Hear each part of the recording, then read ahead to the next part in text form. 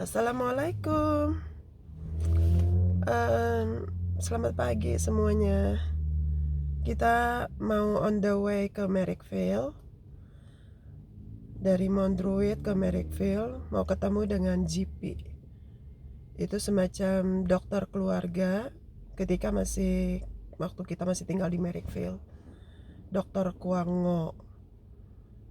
Ketemu beliau, tujuannya adalah untuk minta referral karena berhubungan dengan anak spesial kita. Jadi kita mau ketemu lagi dengan pediatrician, tapi mereka butuh referral baru. Dan kita harus ketemu dengan dokter yang dulu pertama kali nge-recommended kita ke pediatrician ini. So yeah, we have to go back to see him today. Masya Allah ya, perjuangan memperjuangkan anak itu apapun akan kita lakukan. Bagaimanapun juga usaha kita adalah untuk yang terbaik bagi mereka. Ingat dulu ketika masih kecil, kita tidak pernah menyangka apa yang akan terjadi. Kemudian pertumbuhan anak juga kadang kita tidak terlalu aware. Biasanya yang lebih memperhatikan perkembangan anak itu adalah justru dari orang lain. Kita tidak melihat tanda-tanda biasanya ya ketika anak itu mungkin ada sesuatu. Kembali ke masa-masa itu ya, waktu itu kami pulang ke Indonesia. Anak pertama kami itu bermain seperti biasa, tapi ketika saudara-saudaranya memanggilnya itu dia tidak ada respon, tidak menoleh atau ya tidak ada respon sama sekali. Dan cara dia bermain juga seperti berbeda dengan anak yang lain. Nah, behavior inilah yang menurut pandangan orang lain tuh sedikit agak aneh. Kemudian kita dianjurkan untuk ketemu dengan dokter anak. Masya Allah ya, waktu itu kita jalani aja gitu. Kita tidak denial, kita tidak oh ya kenapa ya anak kita begitu. Pokoknya kita jalani aja karena yang melihat adalah orang lain. Jadi kita berpikir oh ya nggak ada salahnya lah kita melakukan itu. Kemudian kalau kasih orang tangan kanan, kalau buat ini tangan kiri. Sambil minum kopi. Perjalanan dari sini ke Mereka sekitar 1 jam. Jadi kita butuh ngupi-ngupi dulu nih. Kopi cantik. Ini punya mama ya? Ya.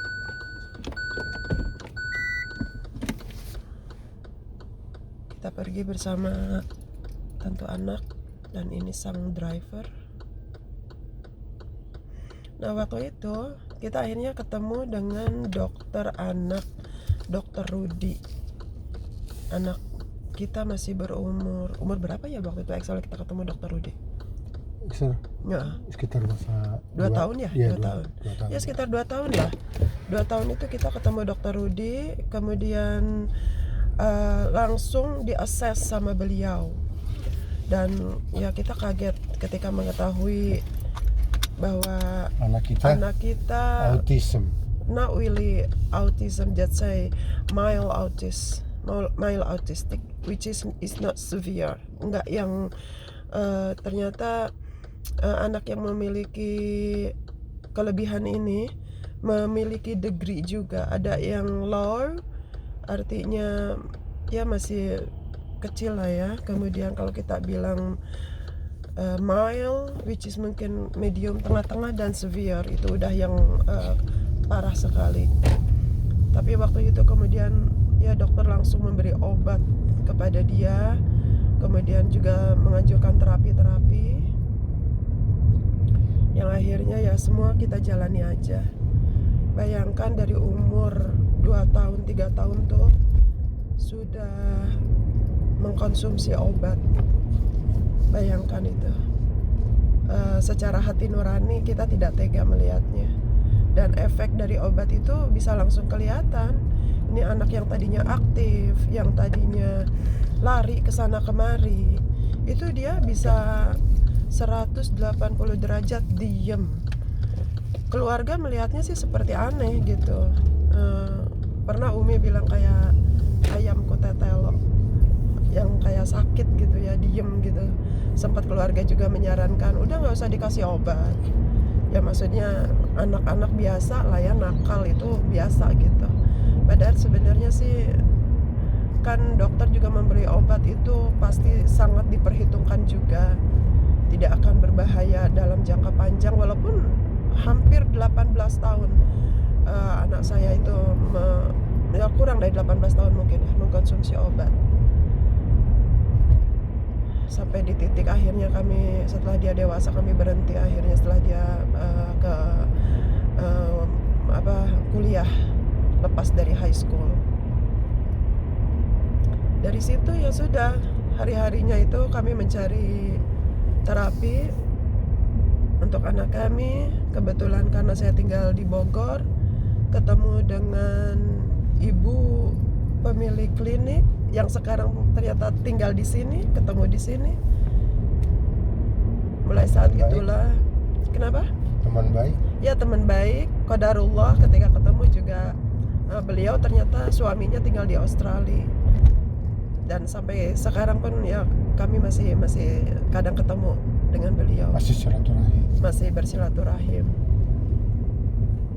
Semenjak itu ya, semenjak terapi gitu saya diberikan wejangan-wejangan, dan di sana itu makanan itu strictly sangat pengaruh. Itu dia harus diet, tidak boleh manis-manis, gluten free, noodle dan sebagainya itu nggak boleh, dan agak menyulitkan sekali buat saya untuk melakukan itu, sangat sulit sekali, terutama di kondisi di mana kita tinggal. Segala makanan itu semua tidak terjaga. Anak-anak kan tahu sendiri kan ya, itu kayak makanan-makanan kecil gitu kan, itu mereka orang lain makan pasti dia juga kepengen gitu. Itu sulit sekali menjaga itu, cuman bisa sedikit sekali mengatur dalam hal makanan.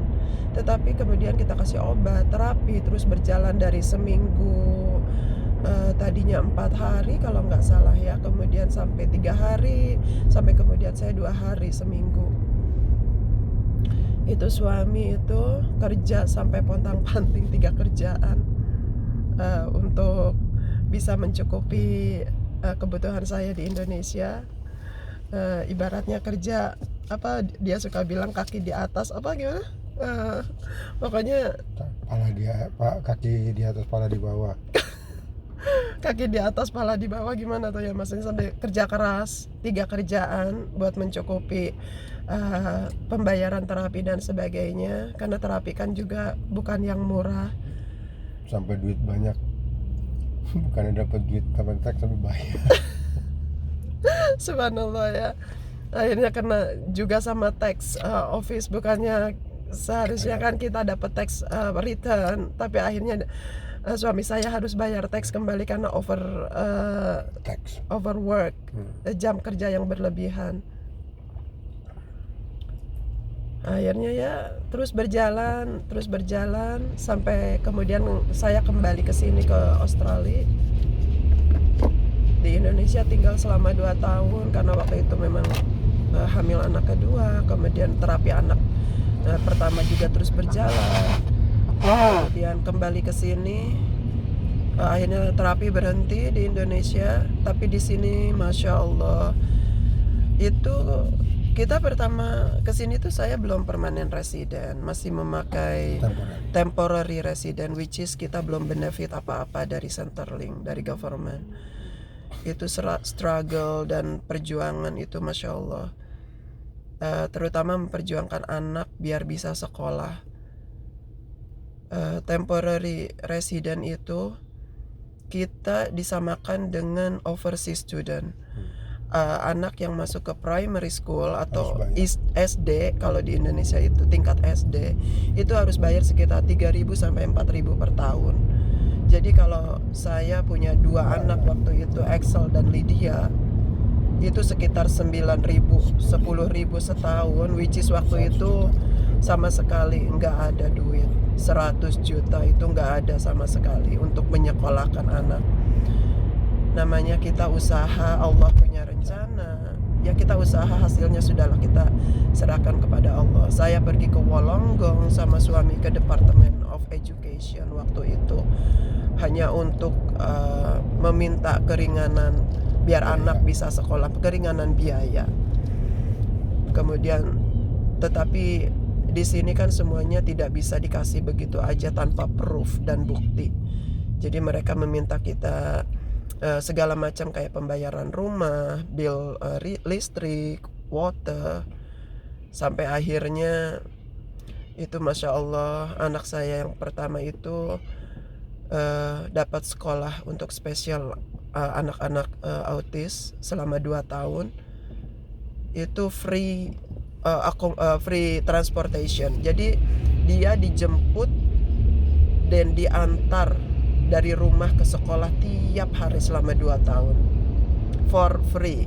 Padahal waktu itu kami masih memegang temporary resident. Cuman Masya Allah kebaikan Allah itu di situ. Allah punya rencana, nggak usah takut, pokoknya kita harus usaha dan yakin aja itu kepada Allah. Dan anak yang kedua, Lydia, juga ternyata tidak bayar di Merrickville Public School itu. Masya Allah, itu sesuatu yang kita sampai mau nangis gitu ya. Kebesaran Allah menolong gitu.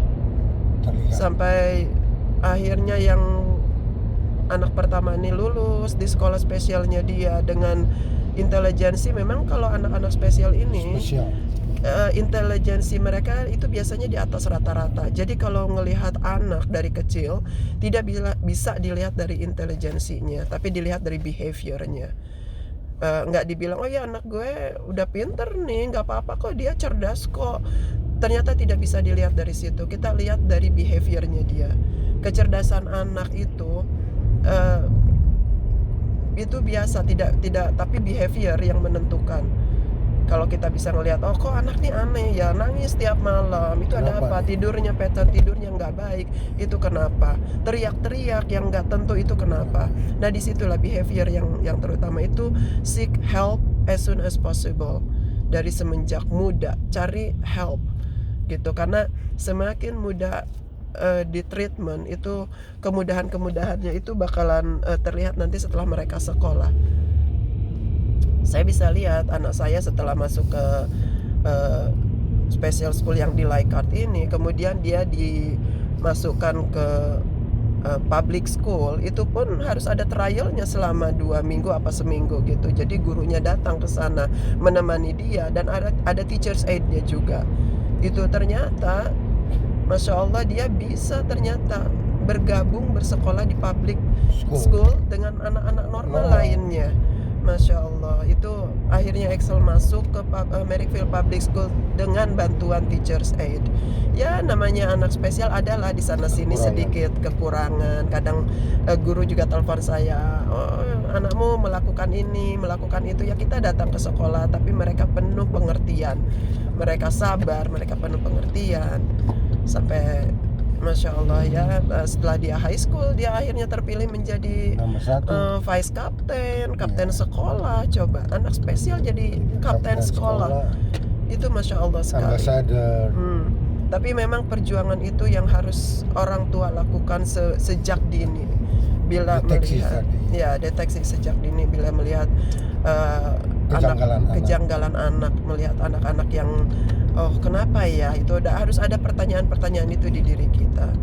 Kebanyakan dari kita orang tua itu denial. Contohnya ya saya aja ketika melihat anak saya di umur-umur itu, ya kami tidak menyadari, oh ya biasa aja. Justru ketika orang lain melihat kemudian oh iya feeling ini kok anakmu seperti ini ya. Nah kita nggak boleh denial, nggak boleh oh iya koreksi koreksi gitu. Nggak boleh kita oh enggak kok dia baik-baik aja, mungkin memang anak itu seperti itu, normal kok gitu. Nah itu yang harus kita aware sejak dini kita. Karena di Australia ini Masya Allah ya, penanganan anak-anak spesial ini luar biasa. Mereka nanti ada program-program, ada organisasi-organisasi tertentu yang nanti akan menghandle mereka secara spesial pula. Contoh ketika kita di sini ada yang namanya NDIS.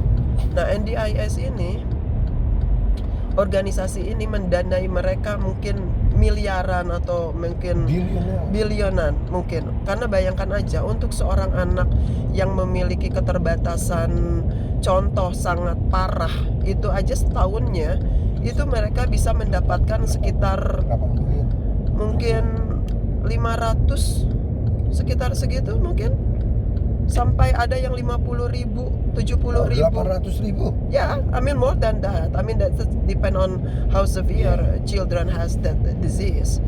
Alhamdulillah, anak kami ini cuman mile aja, mile. Dia memiliki sekitar 20.000, 200 juta per tahun. Itu pun Bisa kami tidak begitu banyak pakai karena dia udah high function. Anak kami sudah high function, dia sudah bisa melakukan sendiri semuanya, bekerja sekarang dan memfasilitasi dirinya bekerja, dibiayain dari hasil kerjanya itu. Nah, karena keberhasilan ini, akhirnya government pun mulai mereduce dana untuk anak-anak seperti ini. Tetapi bagi anak-anak yang high function seperti ini tetap difasilitasi, tetap didanai transportasinya, atau mau jalan-jalan kemana itu ada biaya-biaya untuk mereka. Bahkan mereka bisa mendatangkan seseorang ke rumah apabila kita memerlukan mereka seperti itu.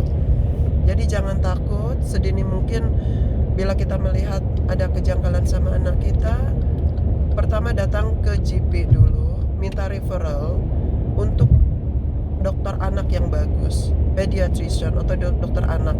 Nanti mereka yang akan assess. Mereka langsung dites, di-assess. Ya kalau memang ada sesuatu nanti kemudian ada terapi pun macam-macam, ada mulai speech terapi, kemudian psikologi, kemudian ada yang namanya banyak terapi yang bisa dilakukan. Olahraga, swimming, itu bagus sekali buat anak-anak seperti ini. Seperti itu. Jadi ya kita hanya bisa berusaha aja semaksimal mungkin. Seperti hari ini kita juga mau ketemu lagi sama GP yang udah berapa tahun ya kita nggak ketemu. Ada 10 tahun.